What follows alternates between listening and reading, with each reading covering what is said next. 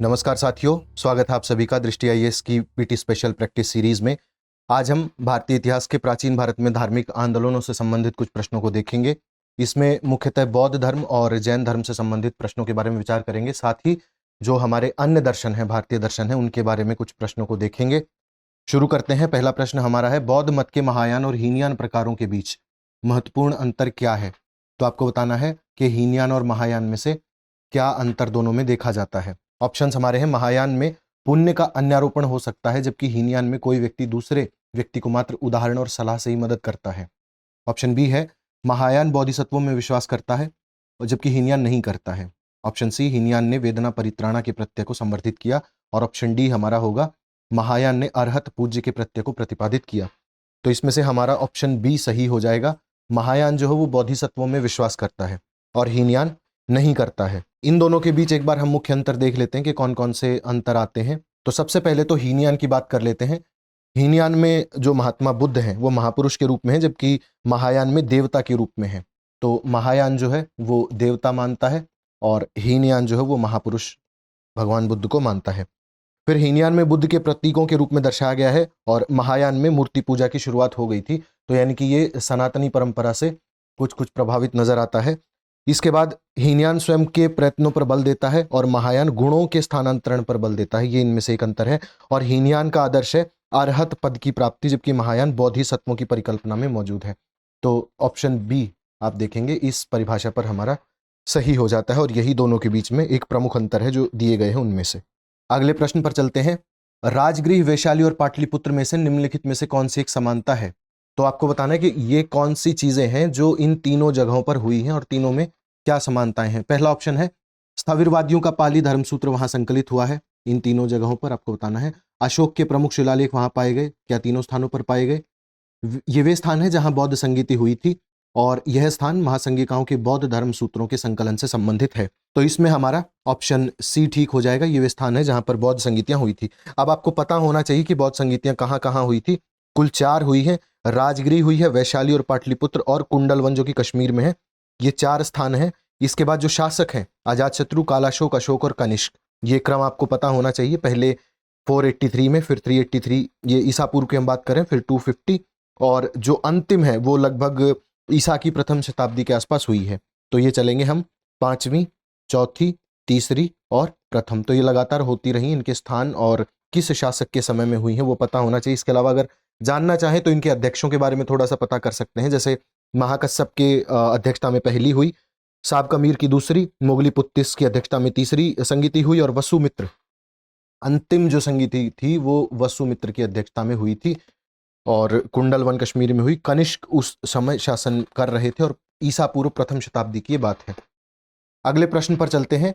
निम्नलिखित युग्मों पर विचार करना है। आपको संतों के नाम दिए हैं और यहाँ पर दर्शन दिए गए हैं। तो कौन से संत ने कौन सा दर्शन दिया, ये पता करते हुए आपको कूट का प्रयोग करके सही उत्तर बताना है कि कौन कौन से ऑप्शन इसमें से सही हैं। तो आपके ऑप्शंस नागार्जुन, रामानुज और शंकराचार्य हैं और शून्यवाद, अनेकांतवाद और अद्वैत, इनमें से कौन सा सही मिलान किया गया है ये युग्मों के माध्यम से आपको बताना है। तो इसमें से ये केवल नहीं मिला हुआ है, रामानुज का अनेकांतवाद नहीं था, नागार्जुन का शून्यवाद सही है और शंकराचार्य का अद्वैत सही है। तो इसमें से ऑप्शन 2 को एलिमिनेट करेंगे और ऑप्शन सी हमारा सही उत्तर इस प्रकार से आ जाएगा। तो शून्यवाद एक दार्शनिक सिद्धांत है। इसके अनुसार संसार की जो सारी वस्तुएं हैं, समस्त पदार्थ हैं, वो सत्ताहीन है। ठीक है, तो ये नागार्जुन का जो दर्शन है उसके अनुसार जो सारे पदार्थ हैं वो सत्ताहीन है और नागार्जुन ने ही माध्यमिक शून्यवाद को शुरू किया था, उसके प्रणेता माने जाते हैं। तो ऑप्शन पहला हमारा सही हो जाता है। इसके बाद रामानुजाचार्य जो थे उन्होंने विशिष्टाद्वैतवाद का प्रतिपादन किया था, उन्होंने विशिष्टाद्वैतवाद शुरू किया था। इसके अलावा ये आपको जो सारे हैं उनका पता होना चाहिए किसने दिया था। हमने 3 ऑप्शंस लगाए तो बाकी का भी आपको पता होना चाहिए। अनेकांतवाद जो है वो फिर किसका है? अनेकांतवाद जो है वो जैन दर्शन का सिद्धांत है, जिसके अनुसार संसार के अनेक वस्तुएं जो प्रत्येक वस्तु अनंत धर्म होते हैं प्रत्येक वस्तु के, ये अनेकांतवाद कहता है। तो इसमें आपको देख लेना है कौन सा किससे मिलान किया गया है और शंकराचार्य का अद्वैतवाद जो मत है वो सही है और सही मिलान उसका कर दिया गया है। तो ऑप्शन सी सही है। इसके अलावा आप देख लेंगे जितने भी दर्शन हैं उनके प्रतिपादक हैं, इनके बारे में आपको जानकारी होनी चाहिए। एक बार सभी आप देख लीजिएगा, आवश्यकता है आपको। चौथा प्रश्न है, जैन और बौद्ध धर्म के उदय के संदर्भ में निम्नलिखित कथनों पर विचार कीजिए। आपको बताना है इनमें से कौन से ऑप्शंस सही दिए गए हैं। तो इन धर्मों का यानी कि दोनों धर्मों का उदय वैदिक धर्म में व्याप्त कुरीतियों और ब्राह्मण श्रेष्ठता के विरुद्ध हुआ था, पहला ऑप्शन। दूसरा है इन धर्मों के उद्भव का आर्थिक कारण नई कृषि मूलक अर्थव्यवस्था का विस्तार था। तो इसमें से देखेंगे तो आपके दोनों ऑप्शन ही सही हो जाते हैं, क्योंकि वैदिक धर्म में जो कुरीतियां थी उनसे लोग परेशान थे और इसके कारण बौद्ध और जैन मतों को काफी प्रसार मिला। सबसे पहला तो चतुर्वर्ण व्यवस्था थी उसके खिलाफ, और जन्म आधारित जब ये हो गई थी तो इस व्यवस्था के खिलाफ लोग काफी विरोध कर रहे थे, उसके विरुद्ध हो गए थे, और जब उन्हें इससे इतर कोई विकल्प मिला तो उन्होंने जल्दी से उसे हाथों हाथ लिया। ब्राह्मणों को विशेषाधिकार दिए गए थे, सर्वोच्चता का स्थान उनका था, क्षत्रियों को दूसरा और वैश्यों को तीसरा स्थान था, ये आप जानते हैं। इसके अलावा जो शूद्रों की व्यवस्था थी, सेवा ही उनका कर्तव्य बताया गया था। तो जो वर्ण विभाजन था उसके कारण सोसाइटी में तनाव पैदा उस वक्त हो गया था। तो जब ये धर्म आए, जब इन धर्मों का उदय हुआ तो लोगों ने वापस अपने धर्म को परिवर्तित करना या नए धर्म को अपनाना शुरू कर दिया। इसके बाद पूर्वोत्तर भारत में तो अच्छी वर्षा होती थी, घने जंगल पाए जाते थे, तो जंगल को साफ करने के लिए लोहे के औजारों का भी इस्तेमाल होने लगा था। तो मध्य गंगा के मैदानों में भारी संख्या में लोग बसने लगे, क्योंकि उपजाऊ मैदान थे, वर्षा ठीक ठाक होती थी वहां पे, और कृषि मूलक अर्थव्यवस्था बनने लगी थी। धीरे धीरे बड़ी बस्तियां बनने लगी, खेती की शुरुआत हो गई, हल आ गए, बैल आ गए। उसके बाद बैलों को वैदिक कर्म कांडों में बलि दी जाती थी, इसलिए जो पशुवध है उसको रोकना आवश्यक हो गया था। तो इन दोनों धर्मों ने अहिंसा को परम धर्म माना है, तो इसके कारण लोगों ने ज्यादा अपना मत परिवर्तित करने का विचार बनाया। अगला प्रश्न, महात्मा बुद्ध के संदर्भ में निम्नलिखित कथनों पर विचार करना है। पहला कथन हमारा है, इन्होंने अपना पहला उपदेश सारनाथ में दिया था। दूसरा, इनके उपदेश आत्मा और परमात्मा के विषय में होते थे, और इन्होंने दुख की निवृत्ति के लिए अष्टांगिक मार्ग को सुझाया था। तो इनमें से आप देखिए जो आपको नेकेड आई से साफ पता चल जाते हैं, उन कथनों को एक बार एलिमिनेट कर दीजिए। तो दूसरा कथन आप देखेंगे तो दूसरे कथन को आप यहां पर एलिमिनेट कर सकते हैं। क्यों? क्योंकि उनके उपदेश आत्मा और परमात्मा के विषय में न होकर के सांसारिक समस्याओं के बारे में ज्यादा होते थे। वे एक तो व्यर्थ के वाद विवाद में उलझते नहीं थे, और उस समय आत्मा और परमात्मा के विषय में चर्चा जोरों पर चलती ही रहती थी। तो बुद्ध का कहना था कि संसार दुखमय है, मनुष्य की इच्छाएं बहुत हैं, वही उसके दुख का कारण है और उन पर विजय पाई जा सकती है, और इसी से निर्वाण का रास्ता उन्होंने बताया। तो ये जो है आत्मा और परमात्मा के विषय में, ये कथन गलत है। हमारा ऑप्शन सी 1 और 3 केवल सही हो जाएंगे, क्योंकि उपदेश तो सारनाथ में दिया था, ये तो फैक्चुअल बात है, सही है बिल्कुल। और दुख की निवृत्ति जो है उसके लिए अष्टांगिक मार्ग दिया, ये कथन भी सही है। अगला प्रश्न, जैन और बौद्ध धर्म के समान धार्मिक विश्वास के संदर्भ में कथनों पर विचार करना है। पहला होगा, दोनों धर्म अहिंसा के सिद्धांत में विश्वास करते हैं, दोनों धर्म सरल, शुद्ध और संयमित जीवन के पक्षधर हैं, और दोनों धर्मों में मध्यम मार्ग यानी कि मध्यम प्रतिपदा को समान रूप से माना गया है। तो पहला तो ऑप्शन हमारा सही है, दोनों ही सिद्धांत जो है, दोनों ही मत जो है अहिंसा में विश्वास करते थे। इसके अलावा बौद्ध और जैन जो दोनों संप्रदाय थे वो सरल, शुद्ध और संयमित जीवन के भी पक्षधर थे। दोनों संप्रदाय में भिक्षुओं को साफ साफ आदेश था कि विलास की वस्तुओं का उपभोग नहीं करना है और उतना ही ग्रहण करना है जितना खुद के लिए पर्याप्त हो। तो ऑप्शन दूसरा हमारा सही हो जाएगा। इसके अलावा जो मध्यम प्रतिपदा या मध्यम मार्ग का उपदेश है वो केवल बौद्ध मत में दिया गया है, जैन मत में नहीं दिया गया है। जैन मत में कहा है कि ना ही ज्यादा विलास अच्छा है और ना ही ज्यादा त्याग अच्छा है, एक संयमित मार्ग पर चलने की अनुमति है जैन धर्म में, इसलिए ऑप्शन तीसरा हमारे यहाँ गलत हो जाएगा।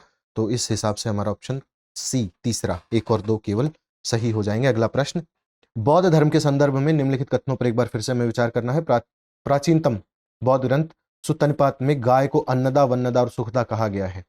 बौद्ध धर्म की रचना आमजन की भाषा प्राकृत में की गई है। इस धर्म के कारण लोगों में बुद्धिवाद का महत्व बढ़ा। तो आपको बताना है जो कथन दिए गए हैं उनमें से कौन कौन से कथन सही हैं। तो ध्यान से अगर थोड़ा सा देखेंगे तो प्राकृत में रचना हुई है नहीं हुई है, ये बात आपको थोड़ी सी खटक सकती है, और अगर खटकती है तो बहुत अच्छा। प्राकृत भाषा में नहीं की गई है क्योंकि उस वक्त की भाषा पाली थी न कि प्राकृत थी, तो ऑप्शन 2 गलत हो जाता है। इसके अलावा बुद्धिवाद का महत्व बढ़ा, ठीक है। और जो प्राचीनतम बौद्ध ग्रंथ है सुत्ता निपात, उसमें अन्नदा, वन्नदा और सुखदा कहा गया है, ये कथन भी सही हो जाता है हमारा। केवल 2 कथन गलत है हमारा, तो ऑप्शन सी सही हो जाएगा। 1 और 3 कथन इसमें सही है। चलते हैं अगले प्रश्न पर।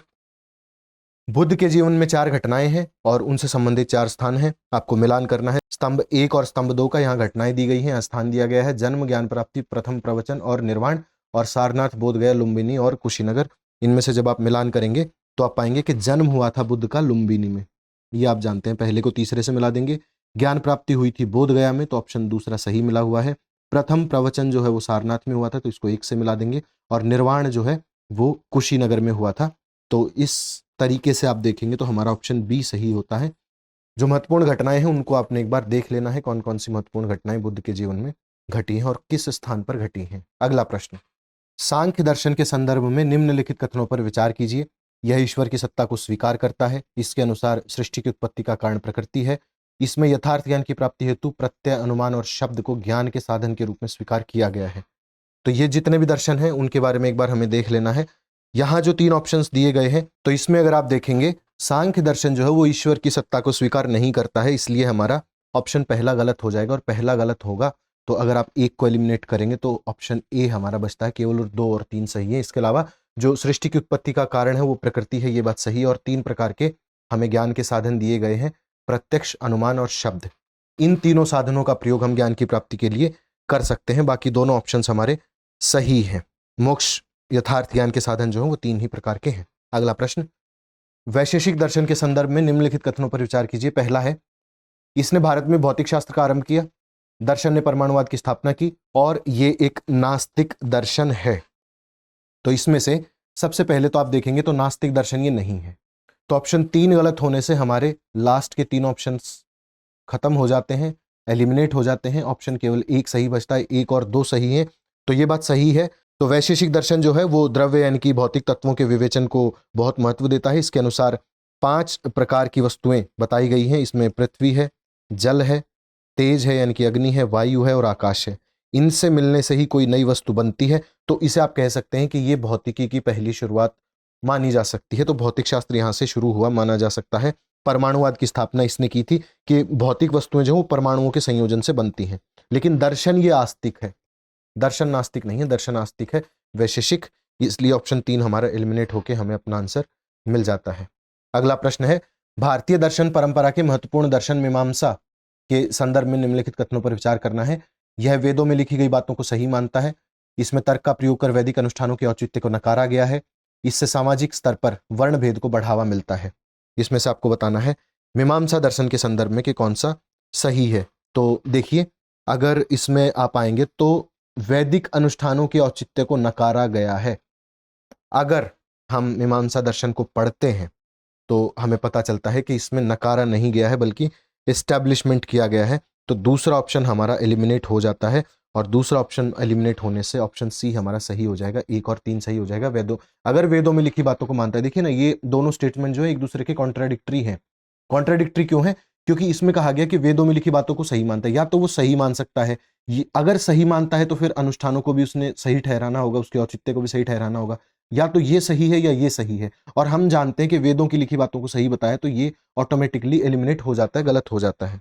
मीमांसा दर्शन के अनुसार वेदों में कही गई बातें सही हैं और इसका जो मुख्य लक्ष्य है वो स्वर्ग और मोक्ष की प्राप्ति करना है। तो पहला सही हो गया और इसका मूल अर्थ और तर्क यही है।